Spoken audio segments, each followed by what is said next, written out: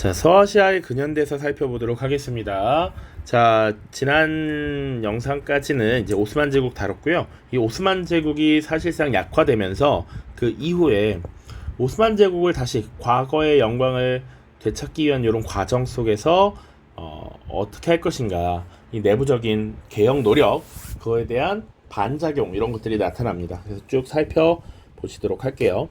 일단 서아시아 지역 자체는 우리가 다시 기억해야 될 것이 여러 민족들이 서로 교류하고 교차하는 지역이다라고 보셔야 됩니다. 자, 여기 아라비아 반도에 아랍인들, 아랍 계열이 있고요. 그리고 우리 오스만, 그전에 셀주크 튀르크라고 했었죠. 튀르크 계열이 있고요. 그리고 지금은 이란, 이라크, 이란 지역에 특히 여기 지도에는 안 나와 있지만 여기 페르시아 계열이 있습니다. 자, 이렇게 섞여 있는 것이고, 이들은 사실 민족은 다르지만 이슬람이라고 하는 하나의 공통점을 가지고 지금 살아가고 있었다라는 것이죠. 그리고 국가로는 일단 이 오스만이 당시 서아시아를 대표하는 국가 중에 하나였고요. 중앙아시아에 원래는 티무르라고 하는 나라도 있었는데, 이들이 조금 쇠퇴한 이후에 이 페르시아 계열에는 그 위에 사파비라는 왕조가 등장하고요. 이 사파비가 무너지고 카자르라고 하는 왕조가 또 등장을 합니다. 그리고 이 아랍 계열에는 나중에 와하브 운동이라는 게 벌어지면서 이슬람교 초기 정신으로 돌아가자, 그러면서 이제 와하브 왕국이라는 게 들어서기도 해요. 이런 것들을 기본으로 알고 있다라는 전제 하에 내용을 정리하도록 하겠습니다. 자, 우리 오스만 제국 민족운동 살펴볼 텐데요. 오스만 제국은 일단 대제국으로 성장했기 때문에 영토가 굉장히 여러 대륙에 펼쳐져 있었다라고 이야기했습니다. 대표적으로 아시아 지역 역사를 다루고 있으니까 아시아, 그리고 북부 아프리카 지역, 그리고 유럽에까지 영향력을 끼쳤죠. 발칸 반도, 그쵸? 아프리카는 북아프리카, 이집트 지역을 장악했습니다. 자, 그래서 주요 술탄들을 우리가 다 살펴봤습니다. 메메트 2세라든지 셀림 1세라든지 그리고 술레이만 대제, 술레이만 1세입니다. 요런 대표적인 술탄들의 업적도 살펴봤습니다. 자, 그런데 이 오스만 제국이 결국 점차 전성기 최고점을 찍고 떨어지기 시작했다라는 것이죠. 그럼 왜 쇠퇴했느냐라고 했을 때 우리가 뭘 다뤘냐면, 이 오스만 제국이 사실상 지중해를 오스만 제국의 호수처럼 끼고 있었어. 아프리카와 발칸반도와 서아시아를 장악하고 있었으니까. 그런데 이 지중해 자체의 중요성이 되게 감소했다라는 것이죠. 자, 그러면서 이 신항로 개척으로 인한 대서양 삼각무역이 발달하고 지중해가 중요성이 떨어지다 보니 오스만 제국 힘이 약해질 수밖에 없었다. 자, 그리고 이 오스만 제국을 견제하기 위해서 유럽의 여러 나라들 되게 단결하고 단합하고 견제하기 시작한다라는 것이죠. 자, 그러다 보니 18세기 이후로는 진짜 오스만 제국 힘이 많이 빠지기 시작합니다. 반면 유럽에서는 19세기가 되면 본격적으로 산업화가 진행되고 제국주의 시대가 등장하게 되죠. 여러 나라들이 산업화에 성공하고, 그리고 이제 원료와 값싼 노동력을 찾아서, 그리고 물품을 판매할 시장을 찾아서 식민지를 개척하면서 이런 방대한 전쟁들을 벌이게 되잖아요. 자, 그 과정에서 오스만 제국도 그 피해자가 될 수밖에 없었다라는 것이지. 자, 그래서 이집트의 자치를 허용하게 됩니다. 자, 기본적으로 술탄의 권한이 많이 약화된 겁니다. 자, 이집트는 당시 총독을 임명해요. 그래서 사실상의 자치권을 부여합니다. 무함마드 알리라는 인물입니다. 뒤에 또 나오기 때문에 이 이름은 한번 들어보는 것이 좋겠다. 19세기 초의 일이고요. 굳이 따지면 1805년 정도가 됩니다. 연도는 몰라도 될 것 같아. 자, 그리고 그리스의 독립도 허용합니다. 발칸반도 끝에 있었던 이 그리스 독립을 허용해요. 1829년의 일입니다. 요건 연도를 기억하셔야 됩니다. 자, 그래서 유럽 지역의 영토 대부분을 상실했고요. 그리고 오스만에 대한 열강의 대립이 굉장히 커지더라. 자, 동북쪽 지역에서는 러시아가 내려오려고 하고요. 그리고 영국도 이 지역을 진출하려고 합니다. 자, 이미 이 서아시아의 동쪽엔 인도가 이어지잖아요. 이 인도나 혹은 아프가니스탄 같은 지역은 이미 영국이 자신의 영향력을 행사하고 있었다라는 거야.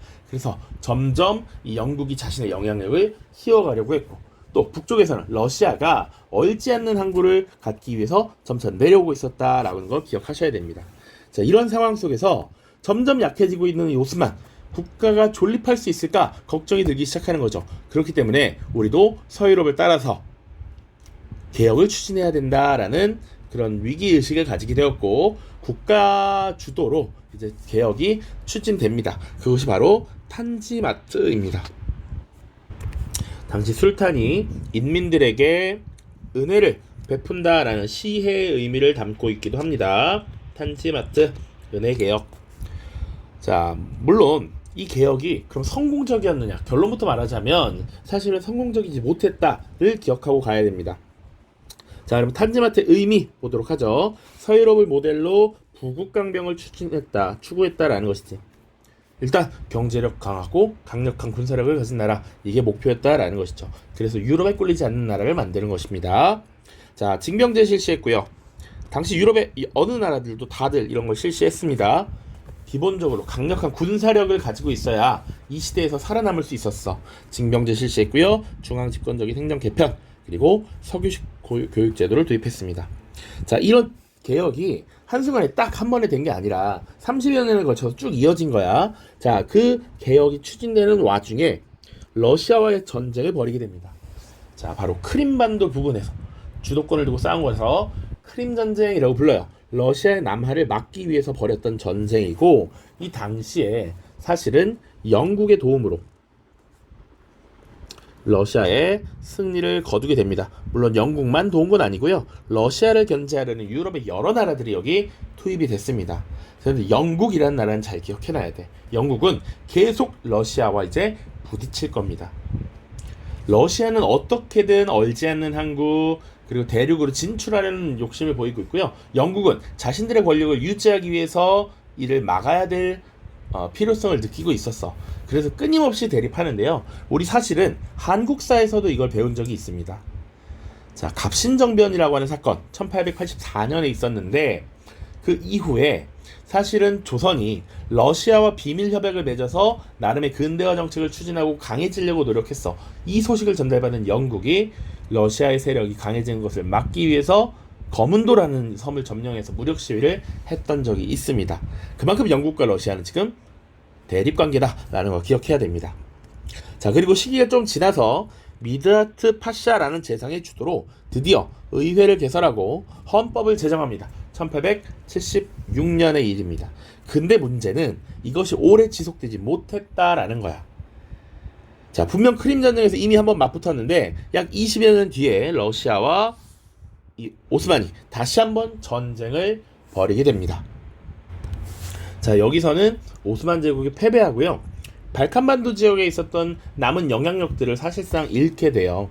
자, 이때 위기감을 느낀 술탄이 이거 안 되겠다. 지금 같은 비상 상황에서 이 백성들, 시민들에게 뭔가 권한을 주고 이런 거 말이 안 된다. 의회라고 하는 거 사실상 법을 만들어서 술탄의 권한을 제한하는 것인데 이런 거 그대로 두면 안 되겠다라고 하면서 헌법을 폐지해버리고 의회를 해산시켜버리는 이런 모습이 나타납니다. 자, 그에 대한 반발로서 이제 청년 튀르크당의 입헌혁명 볼 겁니다. 자, 배경 보시면 지금 술탄이 다시 자기 마음대로 하기 위해서 헌법을 폐지하고 의회를 해산하잖아. 이런 전제 정치가 강화되다 보니 이것에 반대했던 젊은 장교들, 관료들, 지식인들이 청년 튀르크당이라고 하는 것을 결성합니다. 자, 그리고 이들은 장교들이 많이 포함되어 있었어요. 무장봉기를 일으켜서 권력을 장악했고요. 미드라트 헌법의 부활을 선포했습니다. 그러니까 이들의 목표는 입헌군주제의 부활이었어요. 자, 입헌군주제를 지향했다. 술탄을 부정한 건 아니지만 이때 헌법에 입각해서 그리고 의회를 개설해서 의회를 통한 이런 주요 정책 결정을 하려고 했다라는 것이죠. 자, 그리고 여성차별을 철폐했고요. 산업을 육성했고요. 이런 모습들을 보였습니다. 청년 튀르크당의 입헌혁명이에요. 자, 이 청년 튀르크당의 혁명은 이것도 출제가 최근에 한번 된 적이 있습니다. 작년 23년 9월 평가원이었던 것 같아요. 자, 그래서 이런 청년 튀르크당 중심의 정치 운영이 이루어졌는데 그럼 잘 됐느냐? 이것도 한계가 있었다라는 것이죠. 왜냐? 이들은 튀르크인을 중심으로 한 극단적인 튀르크 민족주의를 보였습니다. 아랍인들, 페르시아 계열들 배제했다라는 것이지. 그러니까 넓은 오스만 제국 내에 다양한 민족들이 있었을 텐데 이 튀르크족만 우대를 하니 당연히 반발을 초래할 수밖에 없는 것이죠. 자, 그리고 이들이 권력을 주도했을 때 발칸 전쟁이 일어나요. 자, 이 전쟁에서 패배하면서 유럽 영토의 대부분을 상실하고 영향력을 더욱 잃게 됩니다. 그럼 발칸 전쟁이 뭐였느냐? 자, 지금 오스만 제국의 영토가 원래 여기까지 있었던 겁니다. 자, 보시면 제국의 최대 영역이라고 돼 있죠. 발칸반도도 분명히 영향력 안에 있었어. 그런데 사실 아까 러시아 튀르크 전쟁 이후에 발칸반도의 여러 민족들이 사실상 독자적인 역할을 하면서 자치권을 가졌단 말이지. 이들이 독립을 요구하면서 일으킨 전쟁이라고 생각하시면 됩니다. 그래서 발칸 전쟁 자체가 출제가 되진 않지만 자료로서 던져지는 것들이 있어서 좀 봐두세요. 자, 발칸 전쟁은요 1차와 2차로 구분을 할 수가 있습니다. 자, 1차는요 기본적으로 발칸의 이런 나라들이 독립을 하기 위해서 전쟁을 벌인 거예요. 일종의 독립전쟁이었다. 자, 그래서 당연히 전쟁은 발칸 지역의 여러 민족들이 반 오스만 동맹을 결성한 겁니다. 발칸 동맹과 오스만 제국이 전쟁을 벌이게 된 것이겠죠. 여기서 발칸 동맹이 승리를 하고요. 자, 2차는 그래서 승리한 발칸 동맹이 민족에 따라 국가를 나눠서 영토를 결정하기 시작했어. 자, 그런데 영토 분할에 불만을 품은 여러 세력들이 다시 한번 자기들끼리 전쟁을 벌인 것입니다. 자, 특히 불가리아라는 나라가 굉장히 영토를 많이 가졌었는데 이 불가리아에 대한 전쟁 선포 이후 다시 영토를 재주정하게 된 것이다 라고 보시면 돼요. 자, 그 정도 보시면 됩니다. 그래서 이 발칸반도가 모두 독립을 하게 되니 유럽 지역의 영토를 거의 다 잃었다 라고 보시면 되고, 자, 그리고 또 하나의 패착은 곧 1차 세계대전이 벌어집니다. 자, 여기서 동맹국 진영에 가담했다라는 겁니다. 자, 당시 동맹국이란 전쟁을 일으킨 주도 세력이야. 자, 이 동맹국에 누가 있었는지도 같이 기억을 해둬야 됩니다. 자, 독일 있고요. 독일의 옆 동네 오스트리아 있고요. 그리고 오스만 제국이 여기 가담합니다. 자, 물론 이탈리아도 초기에는 동맹국 진영에 있었는데 나중에 연합국에 참여하니까 여기 포함하지 않겠습니다. 자, 그러다 보니 이 오스만 제국이 결국 패전국이 되었다. 그러면서 전쟁에 대한 막대한 책임을 지게 되었고 국력은 약화되었습니다. 오케이? 여기까지 보시면 돼. 자, 그러다가 1차 대전이 1919년에 끝나고 난 뒤에 이제 내부적인 혼란을 겪게 되고요. 바로 4번으로 넘어가서 이제 튀르키예 공화국이 수립됩니다.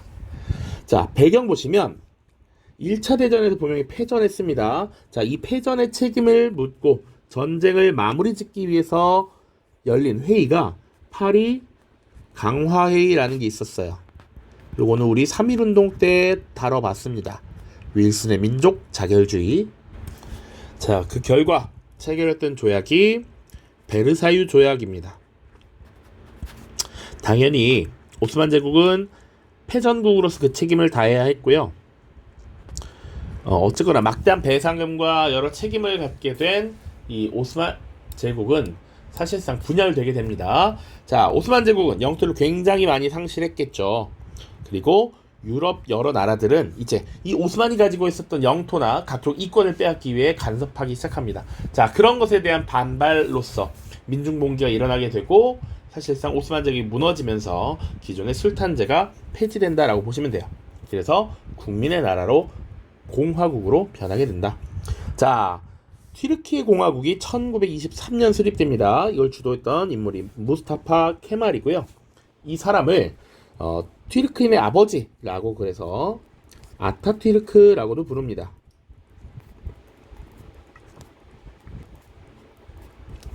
자, 공화국이 수립되면서 기존의 술탄제가 폐지되고요.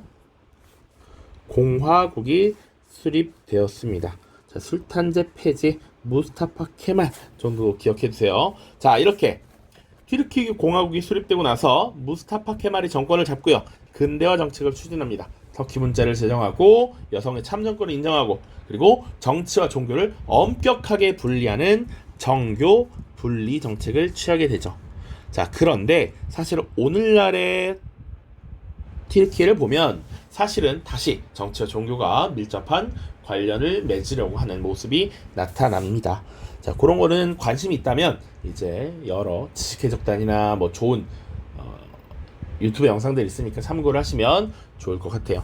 자, 지도 다시 한 번만 볼게요. 지금 오스만 제국입니다. 원래 이 발칸 반도에 영향력을 행사하고 있었는데 지금 발칸 반도에 대한 영향력을 당연히 잃으면서 유럽 지역에 대한 영토를 상실했다 기억해야 되고요. 조금 더 봐야 될 건 그것보다 먼저 독립을 이룬 국가가 있었으니 그리스입니다. 1829년에 독립했다. 자, 그리고 이집트도 나와 있죠. 이집트에는 총독 무함마드 알리를 통해서 자치를 허용했습니다. 1805년의 일입니다. 그래서 이 시기부터 사실상 오스만의 영향을 받지 않기 때문에 무함마드 알리에 의한 이집트의 새로운 왕국이 등장했다라고 보는 관점도 있습니다. 그 정도 보시면 될 것 같아요. 나머지 이제 이란 지역 그리고 아라비아 반도 지역 한번 보도록 하겠습니다. 자, 2번 와하브 운동이에요. 오스만 제국이 쇠퇴하면서 서양 열강이 아라비아 지역에 진출했다라고 했습니다. 여기 기름이 많았으니까 자원을 약탈하는 이런 모습들도 있었다. 자, 그래서 이 지역에 진출했던 서양 열강이 본인들의 이익을 위해서 아라비아 지역에 있는 다양한 종교적, 부족적 대립을 활용해서 이간질을 하기 시작합니다. 대표적인 것이 뭐가 있어요? 이 시기 이슬람교는 수니파와 시아파로 나뉘어 있지. 그런 것들을 이용했다라고 보시면 돼. 그리고 아랍인들도 여러 종류의 아랍인들이 다양하게 분포할 거란 말입니다. 예전에 우리 중국 사다를 때 선비족도 탁발 선비, 모용 선비, 무슨 선비 이렇게 부족장에 따라 조금씩 다르거든. 그런 것들을 이용했다라고 보시면 돼요. 자, 그러다 보니 지금 이렇게 종교적 대립으로 나뉘어 싸우고 이간질 당하고 이권을 빼앗기고 있으니까 이대로 있을 수는 없다. 이슬람교의 본연의 모습으로 돌아가자라는 움직임이 나타나는 게 와하브 운동입니다. 자, 와하브 운동 자체가 일단 이슬람교 순화 운동이라고 보시면 되고요. 초기 이슬람교 정신으로 돌아가자. 그 초기 이슬람교 정신이란 바로 꾸란으로 돌아가자라는 것이죠. 자, 그래서 이런 와하브 운동을 벌였던 주체들이 세력을 형성해서 와하브 왕국을 건설하는데 사실 이 지역은 아직 오스만 제국의 영향력 하에 있었단 말이야. 그래서 오스만 제국의 공격에 의해 무너지게 되고요. 나중에 20세기가 되면 오스만 제국이 무너지고 나서 사우디아라비아라는 왕국으로 부활하게 되죠. 자, 여기서 사우디아라비아라는 얘기는 사우드 가문의 여기 집 가짜입니다. 이렇게 사우드 가문의 아라비아라는 거야. 그래서 아직 군주가 있죠. 그리고 왕세자 빈살만 들어봤지. 여기는 아직 왕조 국가입니다. 오케이. 그리고 여기는 수니파 국가예요. 수니파 국가. 그래서 지금 수니파를 대표하는 나라 사우디아라비아, 시아파를 대표하는 나라 이란, 이렇게 이라크 뭐 이렇게 기억하시면 되겠습니다. 자, 마지막 이란 지역입니다. 자, 이 지역의 우리 역사를 보자면 물론 이란 지역과 중앙아시아를 거쳐서 14세기에서 16세기 티무르가 있었고, 자, 이 페르시아 지역, 이란 지역에 16세기, 18세기엔 사파비 왕조가 있었습니다. 자, 이 사파비 왕조가 무너지고 나서 카제라 왕조가 들어섰는데 이 카제라 왕조가 이미 쇠퇴했어. 중간 과정 다루지 않습니다. 자, 그리고 이 약해진 카자르 왕조의 여러 이권을 챙기기 위해서 영국과 러시아가 지금 침략하고 이권을 침탈하고 있더라. 자, 그래서 사실은 이 페르시아 지역을 이 카자르 왕조를 세 개의 영역으로 나눠서 갔습니다. 1907년에 영국과 러시아가 협상을 벌이게 돼요. 계속 영국과 러시아는 이제 서로를 잡아먹기 위해서, 서로를 견제하기 위해서 계속 싸워. 그런데 이 지역에서 이 이권을 서로 나눠 갖기로 협상을 해. 자,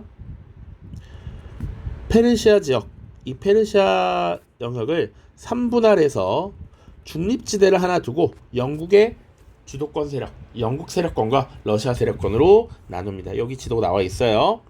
자, 잘 보시면 여기가 지금 카자르 왕조의 영토였는데 이쪽에서 영향력을 행사하려던 영국, 이렇게 내려와서 영향력을 행사하던 러시아가 지금 보면 영국 세력권과 러시아 세력권 그리고 중립지대를 두고 이렇게 자신들의 이권을 가져갔다라는 겁니다.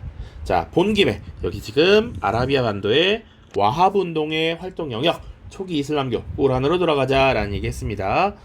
자, 당시 영국과 러시아의 이권이 굉장히 이권 침탈이 강해지고 있는데 특히 영국이 기본적인 기호식품인 이 담배 제조 그리고 판매 독점권을 가져가면서 이란에 대한 영향력을 확대해 갔습니다.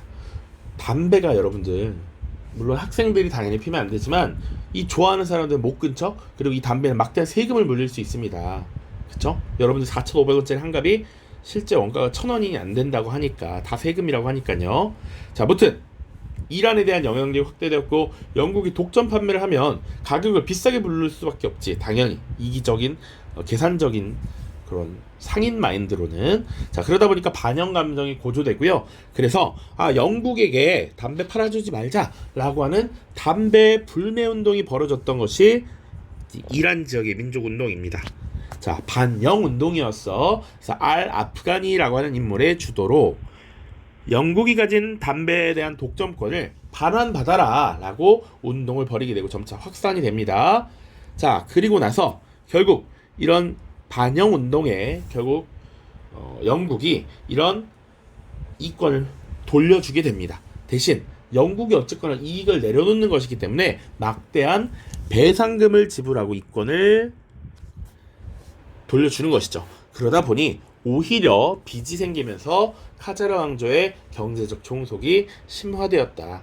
자, 이렇게 무능하고 지금 영국에 털리고 있는 카자르 왕조에 대한 불만이 터져 나왔고, 그래서 이 왕조를 뒤집어 엎고 새로운 의회 중심의 새로운 나라를 만들자라고 하는 입헌 혁명이 등장해요. 자, 이거는 반영 운동 세력이 주도한 봉기였고요. 의회를 구성하고 입헌군주제 헌법을 제정하는 데까지 나아갑니다. 자, 물론 요 입헌혁명은 사실은 기본적으로 출제된 적은 없고요. 이란의 민족운동과 관련해서 담배 불매 운동을 전개하였다. 영국의 담배 제조 및 판매 독점권에 저항하였다. 이런 부분들이 주로 언급이 되겠습니다.